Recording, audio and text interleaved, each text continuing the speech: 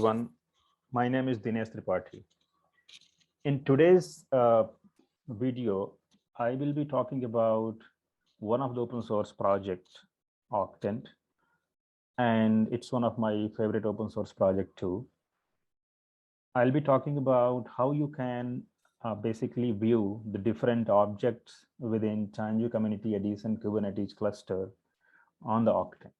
So what I have done, I have created the Tanzu Community Edition cluster, which you can see here. Its name is Octant Demo. And I have already configured the context. So here you can see, if I run nodes, you will see there are two nodes. One is master node, another is worker node. And this is created by Tanzu Community Edition Standalone Cluster, right? I have done the deployment quickly here. So I can show. So I did the deployment. You can see here. It's very simple, straightforward deployment. If you want to know how to deploy, I have already created a different video for this. You can go ahead. I'll put the link. Now, what I want to show is Octant is very much straightforward and simple deploy. So what I have done, I have basically installed Octant on my Mac system. It's just simple command brew install Octant. If you are on the different operating system, there is a command for installing it, and you can really go ahead and do that on your own. The installation is very straightforward, and I'll put up the link too. Now, once you install the Tanzu Community Edition TCE Standalone Cluster, by default it will not have this context set. So I set at the context, and then I'm in that cluster. Now, once the Octant is installed, you need to simply run Octant, and it's running on my this terminal for some time, and there are so many logs that you can ignore. But to run the Octant, it's just very simple command Octant, right? And by default, it will open up on your local system. If you want to open up on a different system, you can specify that too. And so this one is already running here. I'll just close this and go here. Now, it's very user-friendly UI, as I can see. What you can see in the right-hand side, you can see different clusters that I have in my kube config. I'm in this context. You can change the context from here too. On this particular cluster, what are the different namespaces are available that you can see from here. You do have option to specify the YAML file and apply that YAML file here to create Kubernetes object. And you have different views here in the left-hand side. The first one is showing the application. So if we have the pods running here, we will see push pods here, and it really gives a very nice GUI to talk about the different related objects as well. I'll deploy and show you in a while.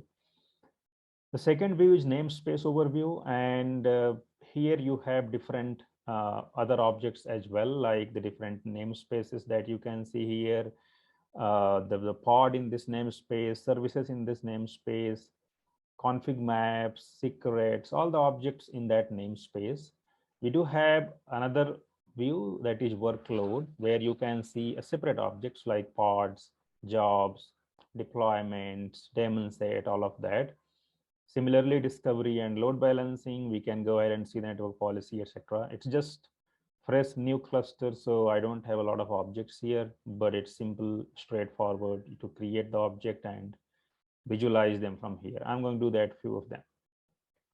Similarly, config and storage, you can see the config map, you can see the secret, service accounts, all that you can see here. Similarly, RBAC, events, all that. Now, we also have another tab or another view for cluster overview. And this is a high-level entity cluster overview. In this cluster, what are the namespaces? What are the different CRDs that we have? All that you can see here, right? Similarly, in this cluster, what are the different namespaces, their labels, status, age, etc. Similarly, the custom resource, if you have the custom resource.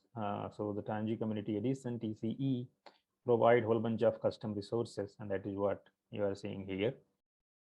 We can see the node 2, we can see the node status, all that. We can also do the port forwarding from here. So that is something we will see in a while. There is an also option to get the plugin. So there are some community provided plugin that you can see here. You can import those plugins, and accordingly the different objects will be created so that we can navigate those resources. Now let's get into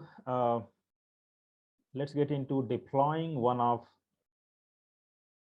the let's create one of the deployment and see some of the changes happening here, right? So what I will do is I will go ahead and create one deployment, and I'll expose that deployment, right? So let's see what all gets created, how the correlation is each view is shown by the Octant here.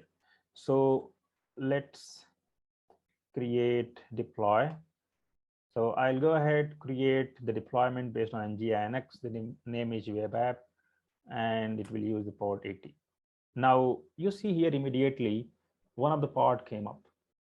It's right now in the orange, and then immediately it turns green. So it was pulling the image, it was deploying that, and then it turned green.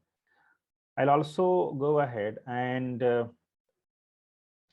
expose that deploy to create a service. So looks like the service already exists. That is fine. So now if I go to the namespace view, and I'll go ahead, look at the workload, look at the deployment. So you will see that web app deployment got created 36.78 back. And if I click on that deployment, I have a whole bunch of other detail that I can see. So what was the part template, event, conditions, all that. But the interesting part here is the resource viewer. If you see the resource viewer, what you are seeing here is we have a high level entity called deployment. The name is web app. From this deployment, we have replica set created. This is the name of replica set.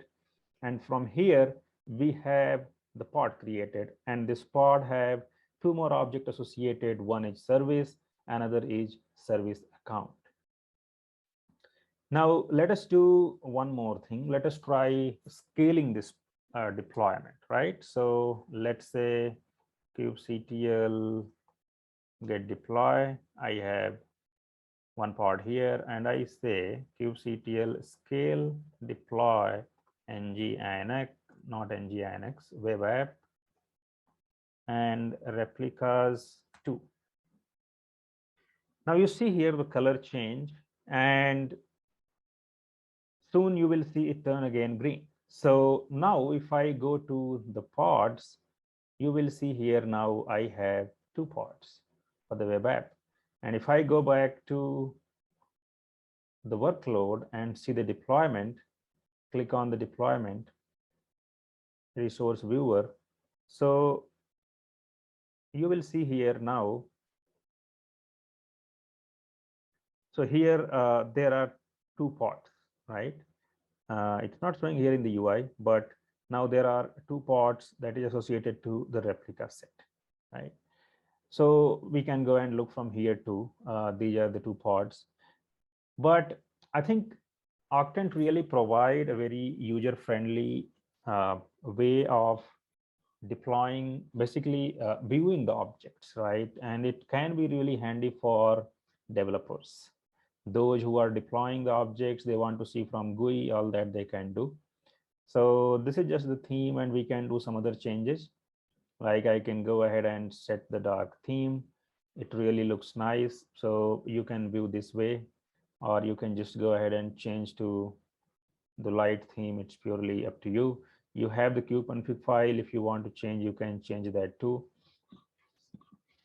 So that's all I just wanted to show in this demo. Thanks for watching.